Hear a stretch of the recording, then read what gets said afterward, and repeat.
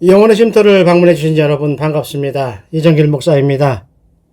오늘은요, 마태복음 28장 18절로 20절을 중심으로 해서 우리에게 복음이 들어온 역사, 그리고 예수님이 부탁하신 복음 전도의 사명에 대해서 말씀을 나누고자 합니다. 우리 교회들은 이번 주에 추수감사절 주일로 섬겼습니다. 먼저 주부터 영적인 추수를 말씀드리려고 했는데 왜 기쁘지 않을까요? 교회들이 힘들기 때문일까요? 아니면 갈 길을 잃어버린 우리나라 교회가 걱정되기 때문일까요? 하지만 하나님께서 우리 모두에게 은혜를 베푸셔서 다시 한번 부흥하는 기회를 주셨으면 하고 소망을 합니다. 얼마 전에 참으로 부끄럽고 얼굴 뜨거워지는 글을 보았습니다. 요즘 인터넷에서 우리 교회들의 미래의 주인공이 될 젊은이들을 공격하는 기독교를 까는 만화라는 것이었습니다. 그 만화 첫 장면이 무엇인지 아십니까? 어떤 어린아이가요, 요즘 말하면 주일학교 학생이지요. 목사님, 왜 우리에게 이렇게 잘해줘요? 왜 이렇게 우리에게 사랑을 베푸세요? 궁금해서 물어보는 그림이 있어요. 그랬더니 옆에 있던 어떤 애가 피식 웃으면서 하는 말이, 야, 다 돈 받고 하는 거야 라고 말을 했습니다. 그랬더니 그 말을 들은 3대를 이어서 교회를 섬기고 있다는 백전도사라는 사람이 창피해서 얼굴을 팍 숙이고 마는 만화 그림이었습니다. 참 창피했습니다. 여러분은 얼굴 뜨거워지는 거 없습니까? 우리 젊은이들의 영혼을 살려야 한다는 사명의식 같은 것이 솟아올랐습니다. 그래서 오늘 말씀이 조금 강할지 모릅니다. 다 이해하시고 들으셨으면 좋겠습니다. 먼저 주에 우리가 말씀드린 것을 잠깐 요약하고 넘어가자면, 바울이 아덴이라는 동네에서 전도했던 사도행전 17장을 중심으로 13장에서 19장까지를 잠깐 이야기를 했어요. 아마도 안디옥에서, 그러니까 사도행전 13장이에요. 출발했던 전도 여행이 14장에 가보면 이고니온이라는 곳에 핍박을 당해요. 그것도 이방인한테 당하는 것이 아니라 이방인을 거짓으로 막 흔들은 혼란을 일으킨 유대인들로 인해서 핍박을 당해서 쫓겨나는 그런 일이 있거든요. 그럼에도 좌절하지 않고 루스드라는 동네에서 복음을 증거할 때에 성령 하나님께서요, 바울에게, 바나바에게 힘을 주시려고 날 때부터 발을 못 쓰는 사람을 일으키시는 사건이 일어납니다. 여러분, 이 사건을 기억할 수 있기를 원합니다. 그 장면을 바울이 믿음으로 나온 아들이요 후계자인 디모데가 직접 눈으로 보는 것이지요. 그 이후부터 디모데는 성령 하나님이 도우신다는 것을 확신하게 되는 것이죠.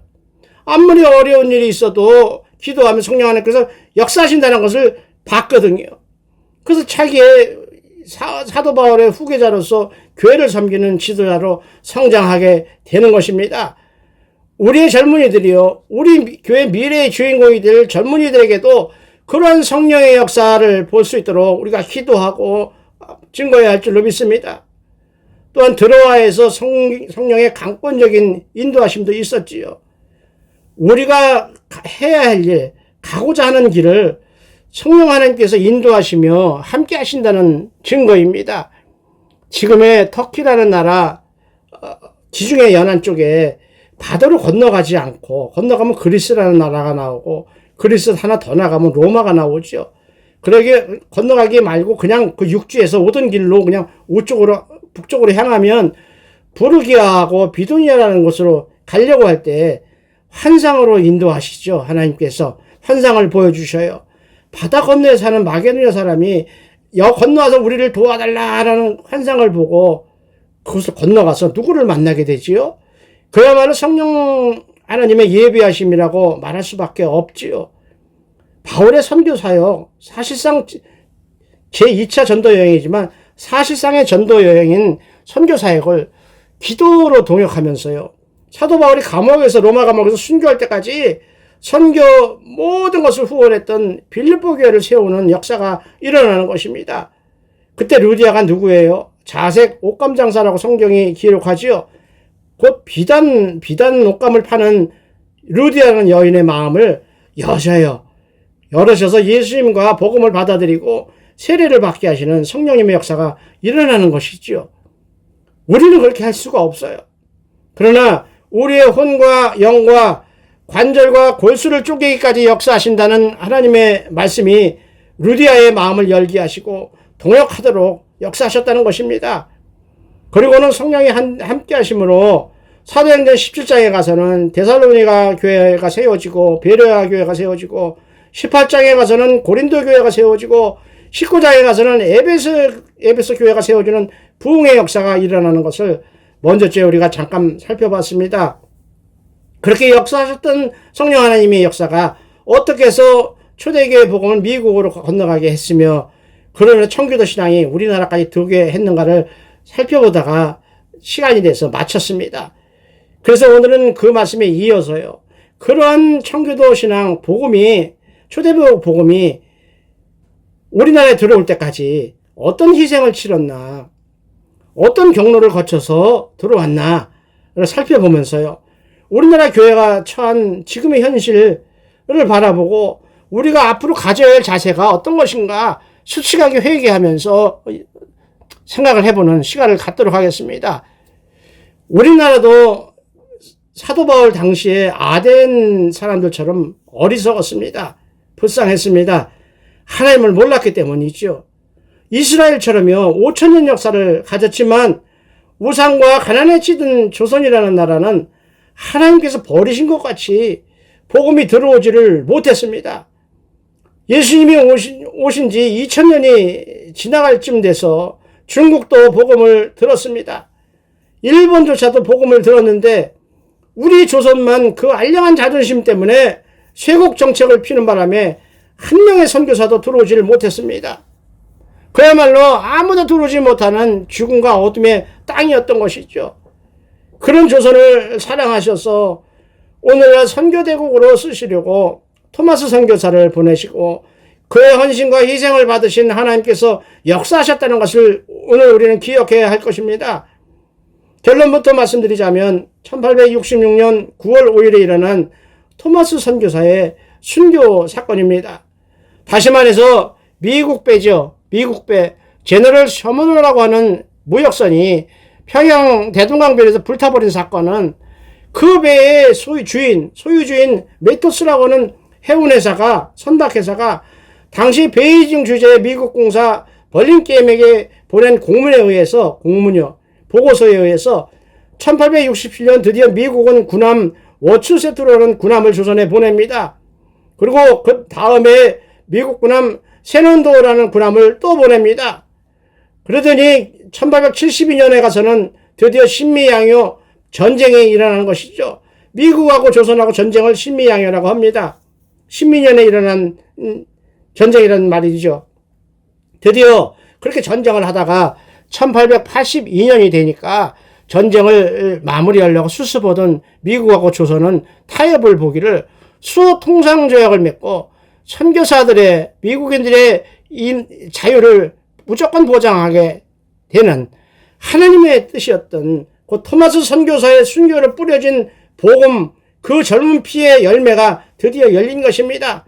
한 명도 들어오지 못하는 이 나라에 세계의 여러 나라에서 각 교단에서 많은 선교사들이 경쟁력으로 쏟아져 들어오는 하나님의 강권적인 역사가 일어나게 되는 것이지요. 인간의 이성, 인간의 생각으로는 도저히 이해할 수 없는 기적 같은 선교의 시작점이 바로 토마스 선교사였다는 것을 저는 말씀드리고 싶습니다. 하나님의 뜻을 이루려고요.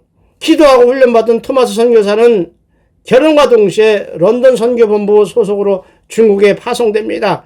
그러나 중국에서 아내를 잃고 흔들렸지만 그 조선을 향한 선교의 소명을 받고 나서 첫 번째 조선 선교 여행을 출발했을 때 바다의 풍랑으로 인해서 지금의 서울이죠. 서울을 그때 당시에는 한양이라고 했으니까 한양으로 들어가려고 했는데 풍랑에 자꾸 배가 밀리다 보니까 배가 작아서 저 남쪽 충청도까지 배가 밀려가서 충청도에 도착했다고 했습니다.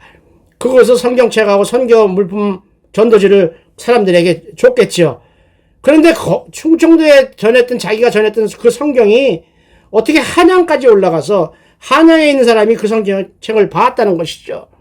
그래서 한양에서 그 성경책을 읽은 사람이 은혜를 입어서요, 편지를 써서 베이징에 겨울 동짓날이 되면 중국이 대국이라고 해서 조그만 나라였던 우리 조선이 사신을 보내는, 그 사신을 동지사라고 부르는데, 그 동지사를 통해서 마태복음을 좀 구해달라라고 편지를 토마스 선교사, 이 성경을 이 땅에 보낸 그 선교사한테 좀 전해주라, 이렇게 부탁을 받은 그 편지를 토마스 선교사가 받게 됩니다.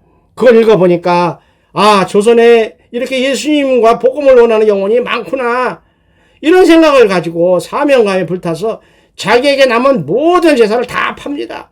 돈이 될 거 다 팝니다. 아마도 그 여행이 마지막인 줄 알았던 것 같습니다.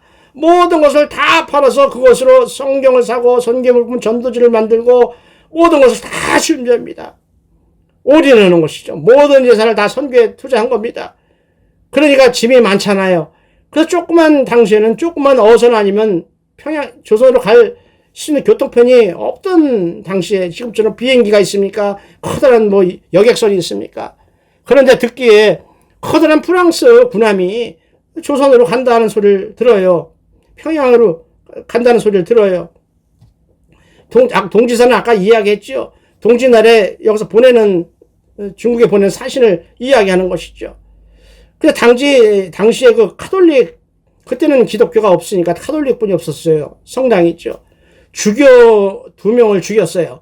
그리고 천주교 성당을 다니는 신자들을 막 죽이고 박해했던 조선 정부에 그 책임을 물으려고 출발을 하려고 했던 프랑스 군함을 얻어 타고 가려고 계획을 잡았습니다. 그리고 허락을 받았고, 그런데 갑자기요, 프랑스 식민지였던 지금의 싱가포르에서 반란이 일어나니까 중국에 있던 그 배가, 그 로스 제독이 끄는 그 군함이 이미 싱가포르로 떠나버린 거예요. 반란을 진압해야 되니까 군인들을 태우고. 그러니까 토마스 선교사는 이제 갈 수가 없잖아요.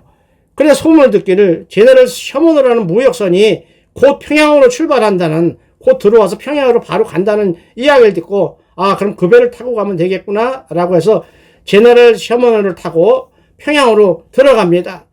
그런데 모든 것이 일이 잘못 꼬여서 여정이 잘못돼서 결국은 평양감사 박규수를 이슈로 해서 조선 관군의 공격을 받아서 불에 타갖고 모두 죽고 맙니다. 이것이 무기를 가지고 했던 군함이 아니라 물건을 팔러 다니는 조그만 무역선의 한계죠. 공격을 방어할 수 있는 곳이 없었기 때문이죠. 대동강 모래사장에서 칼에 찔려 죽임을 당하는 그 순간에요, 젊은 27살 토마스 선교사는요, 자기를 죽이려고 칼을 들이대는 사람에게 무릎 꿇고 기도하면서 자기가 준비했던 성경책을 바칩니다. 받아달라고 사정을 합니다. 그러니까 무슨 영무인지는 알지 못하지만 기도하면서 전하는 그 눈길을 보고 어쩔 수 없이 성경을 받아듣고 토마스를 죽인 조선군인 박충건이라는 사람은 훗날에요, 예수님을 영접하고 평양교회 장로가 되어서 교회를 섬기는 선교의 열매로 나타나게 되는 것이지요. 그리고 그때 배 바깥으로 뿌렸던 성경을 발랐던 집은 여관이 되었습니다. 그런데 이것이 하나님의 일하심이었지요. 그 여관에 투숙했던 미국 선교사 사무엘 모페드에게 발견이 되어서 그 여관은 장차 평양 장대현 교회로 세워지고 하나님이 이 땅을 사용하시기 위해서 역사하셨던 평양 성령 강림 사건이 일어나는 거룩한 장소로 쓰임받게 되는 것입니다. 여러분과 여러분의 교회도 이렇게 쓰임받기를 기도해야 할 줄로 믿습니다.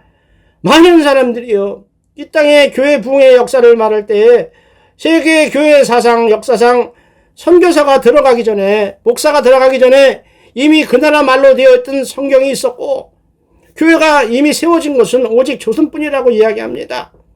참 염치 없고 가정한 말을 하고 있습니다.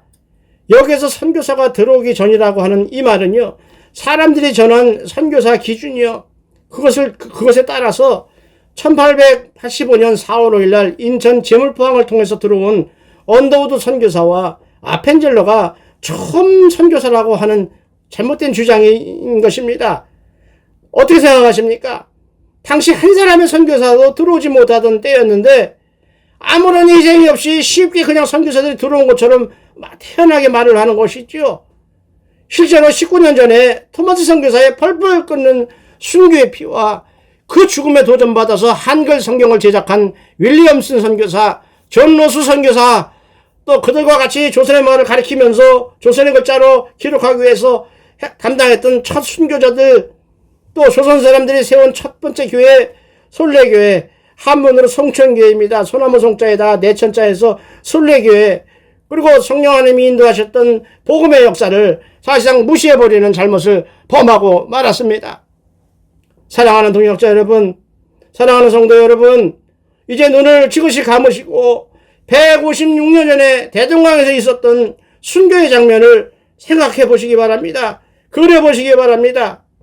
대동강변 쑥섬이라는 곳에 좌초된, 모래톱에 좌초된 제너럴 셔먼으로라는 무역선은 불길에 휩싸여 버렸습니다. 27살 토마스 선교사는 그 마지막 순간에, 배에서 뛰어내려야만 하는 그 마지막 순간에 어떤 결단을 내렸을 것 같습니까? 그의 인생을 인도했던 거룩하신 예수 그리스도의 이름을 부르면서 그는 온 힘을 다해 불타는 배 바깥으로 그의 전 재산을 투자해서 준비했던 모든 성경과 기독교 서적과 전도지를 다 뿌렸습니다. 뜨거운 불길 속에서도 그걸 살리기 위해서 다 뿌렸습니다. 그것이 그 짧은 순간에 그가 할 수 있는 마지막 일의 첨보였습니다. 그러나 그 토마스 선교사는 자신이 수고했고 자신의 목숨을 들이미는 그 헌신으로 말미암아 얼마나 많은 조선인들이 하나님의 말씀과 예수님을 만나게 되었는지 몰랐을 것입니다. 1866년 9월 5일 조선 땅의 기독교 선교사로는 최초로 복음을 전하러 온 토마스 선교사는 그렇게 마지막 순간까지 예수님을 의지하고 사명을 감당했습니다. 우리는요, 자기 목숨을 희생한 토마스 선교사의 헌신을 잊으면 안 됩니다. 우리에게 생명의 복음을 전해서 예수님을 만나게 해주려고 헌신하고 순교한 많은 선교사님들의 희생을 기억해야 할 것입니다.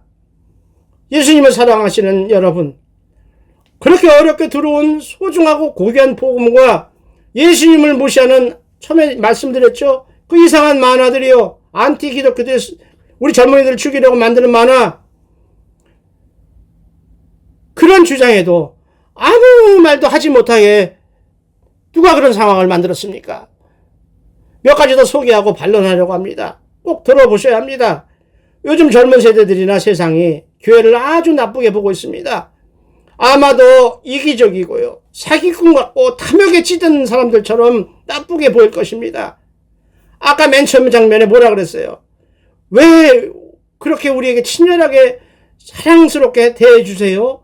그러니까 한 아이가, 야, 그거 돈 받고 하는 거야 라고 하는 비웃음과 함께 아무 소리 못하고 고개를 떨군 3대째 교회를 이어 섬긴다는 백시성을 가진 전도사의 모습이었습니다. 그리고 그 만화는 아주 기독교의 연약한 모습을 어찌 이렇게 잘하는지 아주 리얼하게 폭로하고 있습니다. 자그마치 1편부터 시작해서 지금 2편, 4편, 9편까지 만들었다고 합니다. 얼마나 예수님을 대적하고 기독교를 넘어뜨리려고 하는 사탄의 준동이 심한지 우리는 정신 차려서 그 도전을 막아내야 할 것입니다. 지켜야 할 것입니다. 그런데 제가 아무리 봐도 그 만화를 그린 놈은 기독교를 믿는 사람이 아니라, 전도사가 아니라 기독교를 욕하는 안티 기독교가 맞습니다. 왜 그러냐면 정말로 그가 신대원 MDB 석사과정까지 공부하고 사역자가 된 전도사였다면 이렇게까지 험한 표현은 쓰지 않았을 것입니다. 그런데요, 제가 보니까요, 오해가 아니라 사실 그대로 본 것 같이 썼어요. 저도 그렇게 보여요.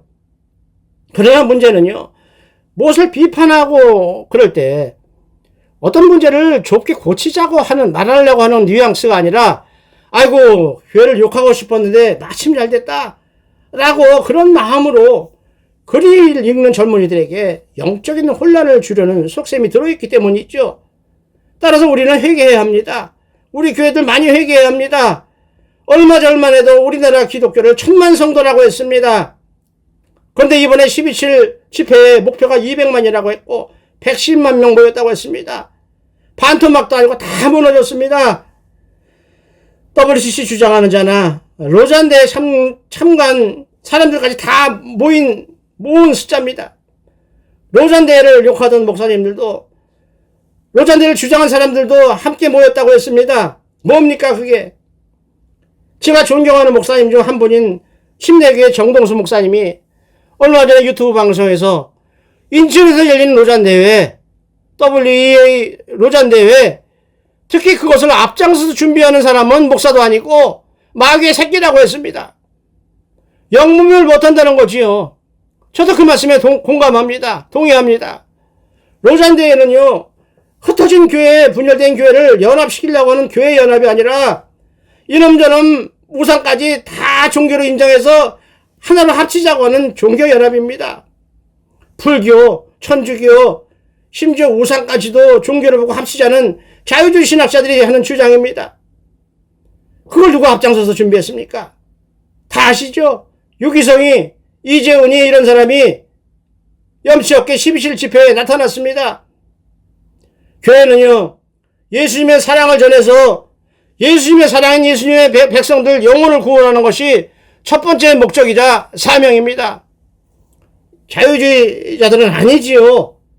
그러니까 그들은 첫 번째 이슈가 어떻게 하다가 예수님만이 구원자라고 말 못하게 하려는 차별금지법의 이슈를, 그래서 우리는 차별금지법을 반대한다가 아니라 동성애를 반대한다라고 이름이 바뀌었습니까? 우습지요. 목적을 위해서는 대적들과도 함께 할 수 있습니까? 태극기 부대라고 해서 끝까지 하나 되지 못하는 모습까지 보여줬습니다. 자유주의나 신비주의 따지지 않고 이방 종교까지 사랑이라는 핑계로 함께 하겠다는 사람들이 모였다는 것입니다. 우리는 예수님을 구원자로 믿는 예수님이 주인 되시는 교회에 소속되어 있는 성도라는 것을 절대로 잊거나 타협해서는 안 됩니다. 그래서 이제 이 만화는 기독교를 동방정교회나 천주교까지 포함한다고 전제하고 있습니다. 그리고는 많이 이야기하지만 그 중에 몇 가지를 고르면 왜 교회는 돈과 사람의 헌신을 요구하는가, 강요하는가라는 뉘앙스죠.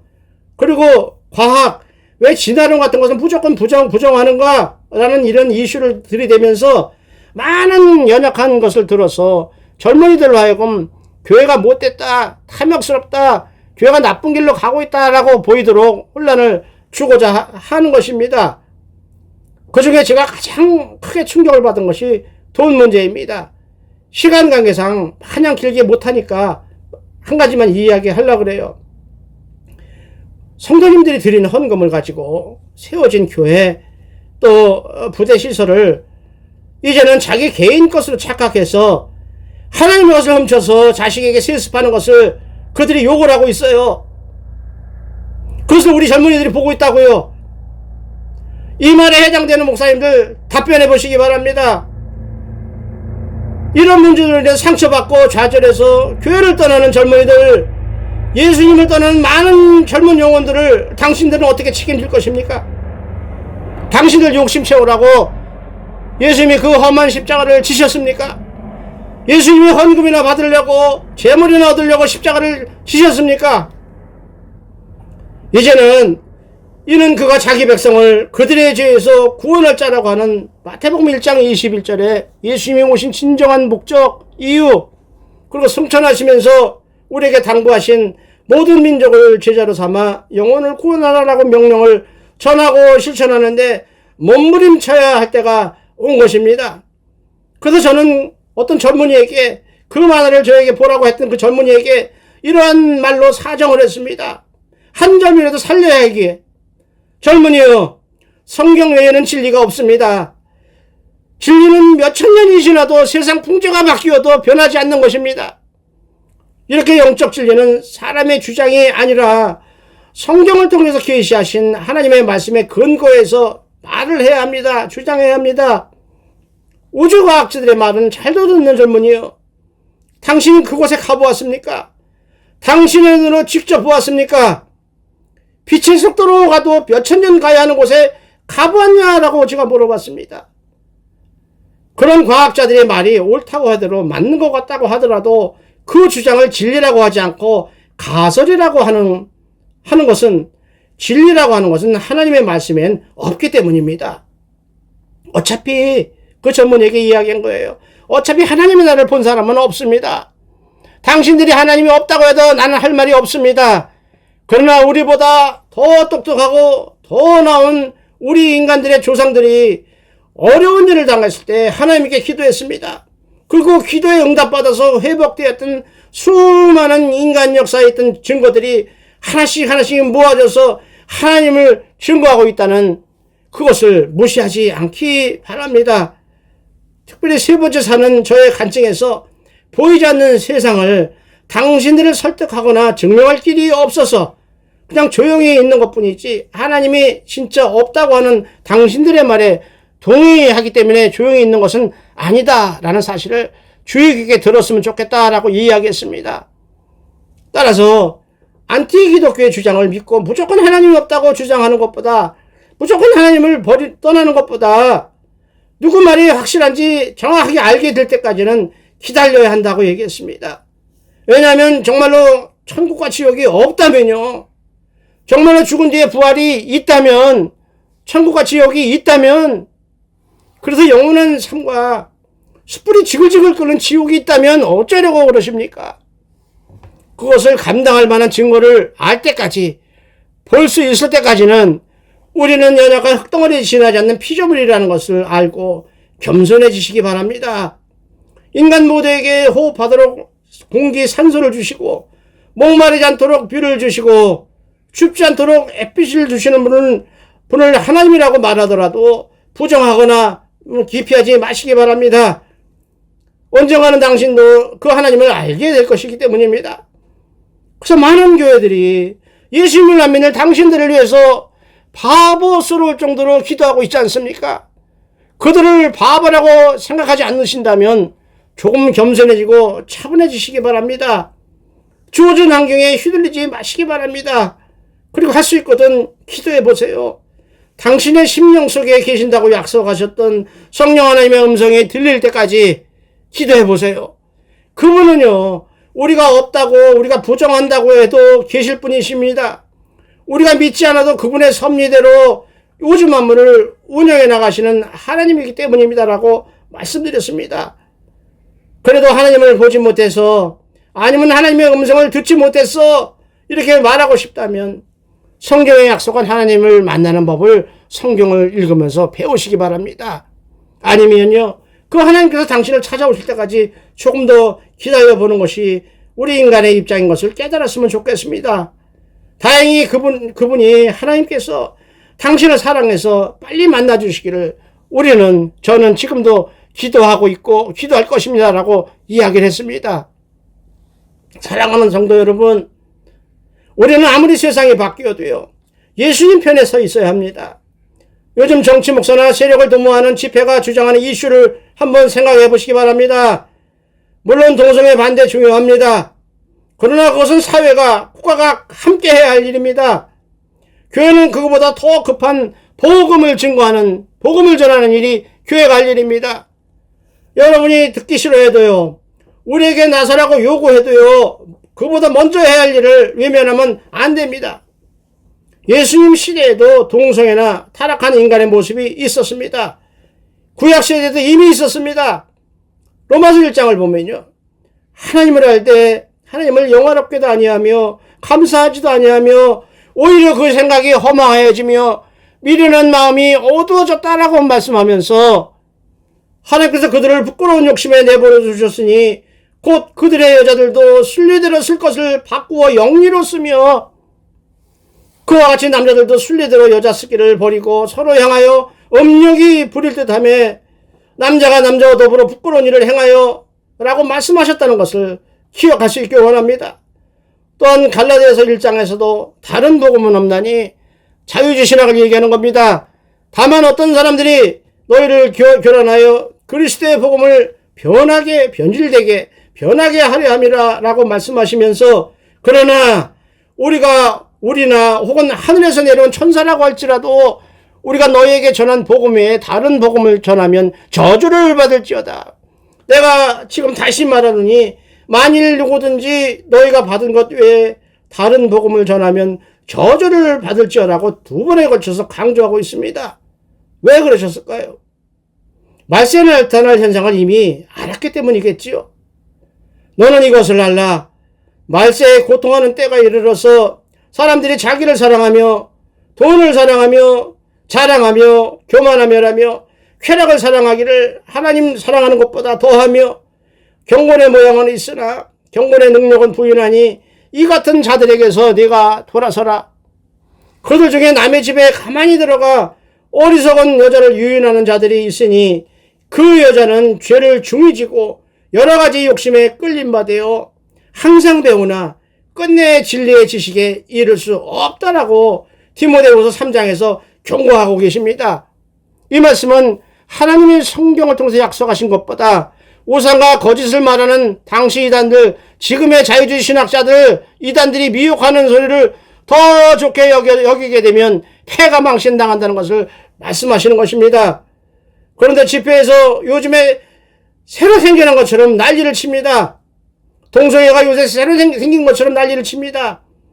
그래서 많은 사람을 동원하고 많은 사람의 시간을 동원하고 헌금을 사용할 만큼 그렇게 급한 일입니까? 왜 차별금지법을 동성애를 우선적인 이유로 이야기를 합니까? 그 악법으로 인해서 우리 교회가요, 우리 목사들이요, 우리 성도님들이 전도할 때요, 예수님만이 구원자라고 설교할 수 없게끔, 전할 수 없게끔 막으려고 한다는 그것을 왜 공개적으로 부르짖지 않으십니까? 그보다는 우리가 삶으로 복음을 증거해야 한다고, 그래서 우리가 회개해야 된다고 공개적으로 고백하지 않으십니까? 물론 요즘같이 불의를 보고 투쟁하는 거 중요합니다. 아까 말씀드린 대로요, 신학대전이라는 것은 토마스 아퀴나스나 교회학이라고 하는 만폐지에 달하는 방대한 신학책을 썼다는 칼바르트라는 신학자도 있습니다. 그리고 오늘날 교회들에게 투쟁하라, 항거하라, 실천에 옮기라라고 영향을 끼친 독일의 본헤퍼 목사는요, 당시 독일의 그 히틀러의 만행을 문제를 자기를 들여서, 자기 몸을 들여서라도 막으려고 했던 분입니다. 그러나 그것을 악용해서 독보설들이 생겨나기 시작하죠. 나중에 기회가 되면 교회 역사와 사상을 천주교, 자유주의 신학, 신정통주의, 신복음주의를 위장한 자유주의, WCC, WEA, 로잔대 등 투쟁일변도 정치 목사들의 사상을 자세하게 준비해서 말씀드릴 기회가 올 것입니다. 그로 인해서 공산당을 도와주는 해방신학이 생기고 정치적으로 악용해서 지금도요, 사회를 공산주의 이념으로 물들게 하고 있습니다. 우리나라 교단들을 한번 생각해 보시기 바랍니다. 집회할 때 보면요, 멀쩡하게 자기들만 예수님 믿는 것처럼 말해요. 자유주의 신학이요, 좀 더 이상 말하고 싶지도 않습니다. 자유주의 신학자들이요, 그들을 신봉하는 자들이요, 그렇게 자랑스러우면 나는 자유주의 신학자라고 말씀들을 해보세요. 당당하게. 부끄러운 줄은 알아갖고 그 얘기 못하지 않습니까? 자기들이 복음주의자라고 얘기하지요. 더구나 불교하고 짝짝꿍해서 예수님의 사랑을 그런 속된 것으로, 예수님의 아가페 사랑을 그런 속된 사랑으로 폄하하고 부처님 생신 축하해요라고 떠들고 앉았는 그런 교단이요, 그런 신학교요. 이북에 올라가는 공산당을 추종하는 세력도 기독교라고 말해야 할 합니까? 그러니까요, 부자 되는 것이 최고라고 하는 번영신학이나 떠들고 있었지요. 이런 교회들의 현상들이 왜 생기지요? 일제강점기 때요, 누구는 순교하면서 예수님을 증거하기 위해서 그 험한 고통을 감수했는데, 한쪽은요, 꼭 왜 죽어야 되냐, 미련스럽게 지혜롭게 살아야지 라면서 얍삽하게 살아남았던 또 한쪽의 부류들이 저지른 아픈 역사의 결과로 인해서 생겨난 것입니다. 오늘날 욕하고 큰 소리치는 목사들 모습을 보면서요, 너무나 안타까워요. 천군천사를 거느리시는 예수님께서 능력이 없어서요, 싸울 힘이 없어서요, 십자가를 지셨다고 생각하십니까? 말씀으로 우주 만물을 창조하신 하나님께서 능력이 없어서 우리 같은 연약한 사람들을 통해서 일하시기를 원하신다고 오해하고 있습니까? 우리 대신 죽으심으로 우리의 죄를 사해 주시려고 그렇게 하셨다는 것을 감사함으로 받고 전해야 할 것입니다. 그러므로 모든 일이 회복되는 시기와 방법은요, 하나님에게 맡기고 죽으면 죽으리라 기도하면서 기다릴 줄 아는 것이 진정한 믿음인 줄로 믿으시기 바랍니다. 집회에 몇 명이 모였나가 중요한 것이 아닙니다. 그 집회에서 여러분이 무엇을 선포했느냐가 더 중요한 것입니다. 이방인에게 복음을 전한 바울의 전도사에게 시작점을 아십니까? 바로 아무것도 없이 시작했지만 여러분같이 순수한 필리포의 루디아라는 여성, 그 사람으로도 시작됐습니다. 그는 복음을 하나님의 소명으로 받아들고 자기 집을 교회로 제공합니다. 그리고 끝까지 섬깁니다. 끝까지 바울의 전도사에게 동역했던 참된 일꾼이었습니다. 그러므로 세상 사람들에게요, 잘 보이려고 하지 마시기 바랍니다. 대가를 받으려고 하지 마시기 바랍니다. 그저 예수님의 일꾼으로 만족할 수 있는 그런 은혜를, 그런 평안을 하나님께서 주셨으면 좋겠습니다.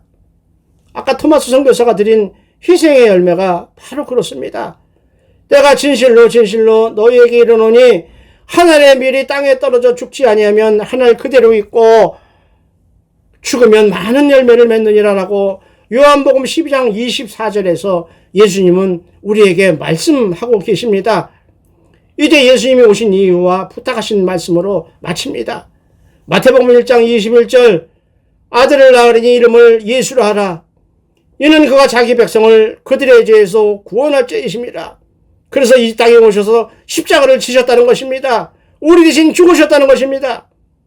또한 승천하시면서 마태복음 28장 18절로 20절, 하늘과 땅의 모든 권세를 내게 주셨으니 그러므로 너희는 가서 모든 민족을 제자로 삼아 아버지와 아들과 성령의 이름으로 세례를 베풀고 내가 너희에게 분부한 모든 것을 가르쳐 지키게 하라. 아멘. 아멘입니다. 우리에게 당부하신 말씀입니다. 우리에게 부탁하신 말씀입니다. 우리에게 명령하신 말씀입니다. 그리고 이것이 우리 교회가 해야 할 사명인 것입니다. 이렇게 우리를 구원하시고 또한 우리에게 부탁하신 임마누엘의 하나님께서 여러분의 삶과 여러분의 교회와 여러분의 기도 제목 위에 늘 함께 하시기를 우리 주 예수 그리스도의 이름으로 축원을 드립니다. 아멘입니다. 말씀 들어주셔서 감사합니다. 더 준비해서요, 다음 주에 찾아뵙도록 하겠습니다. 사랑합니다.